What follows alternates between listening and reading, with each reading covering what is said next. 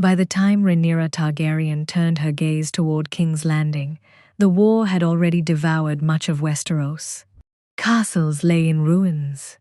Lords were dead or scattered. Dragons had fallen from the sky like burning stars.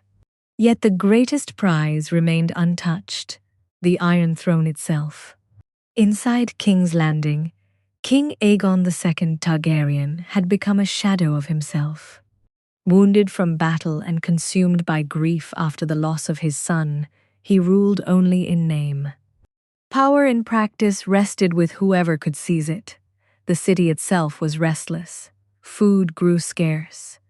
The small folk whispered that dragons had brought nothing but suffering. Fear ruled the streets more than law. Rhaenyra's forces finally moved. With the Velaryon fleet controlling the seas and loyalist lords opening the gates of the Riverlands, the path to the capital was clear. She arrived not as a visitor, but as a conqueror. Her presence in King's Landing was overwhelming. The city gates opened. Some cheered, many bowed, others simply watched in silence, unsure whether salvation or doom had arrived. For the first time, Rhaenyra sat upon the Iron Throne, but it did not feel like victory. The throne room was cold.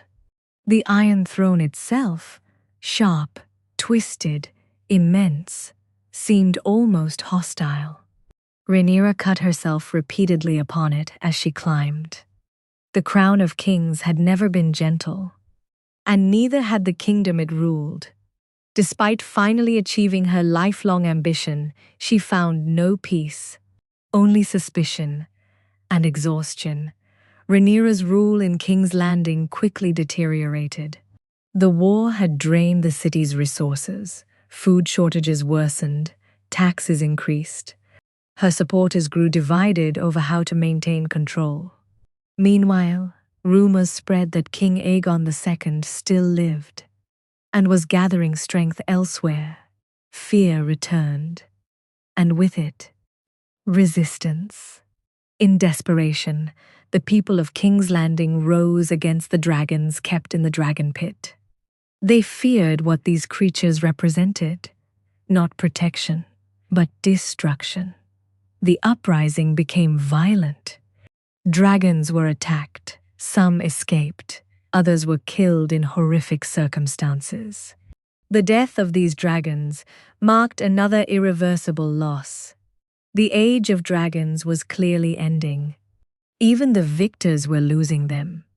Inside the court, Rhaenyra's position began to weaken. Her allies, especially those from House Velaryon, became frustrated with her decisions. Discontent grew quietly. Then openly, the fragile unity of the Blacks began to fracture. Some questioned whether she was still capable of ruling. Others feared the war could never be won, and within the shadows, betrayal was forming. Unbeknownst to Rhaenyra, King Aegon II had survived and fled the city. He regrouped with loyalists and the remains of his dragon, Sunfire. Though wounded, both king and dragon were alive, and rage sustained them. He returned not as a broken ruler, but as a man determined to reclaim everything he had lost. The end came suddenly. Rhaenyra was betrayed from within her own camp.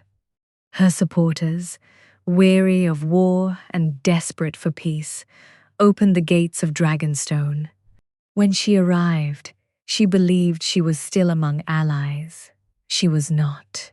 She was taken prisoner, brought before her half-brother, Aegon II. The confrontation between them was bitter, personal, and final. Aegon II ordered her execution. Her death marked the collapse of the Black Queen's claim, yet it did not end the war.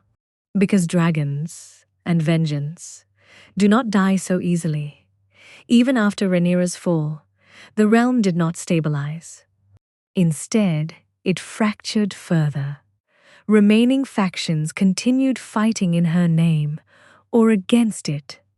No single authority could restore order. The war had consumed too much. The great houses were exhausted. The dragons were nearly gone. Westeros itself had been changed permanently.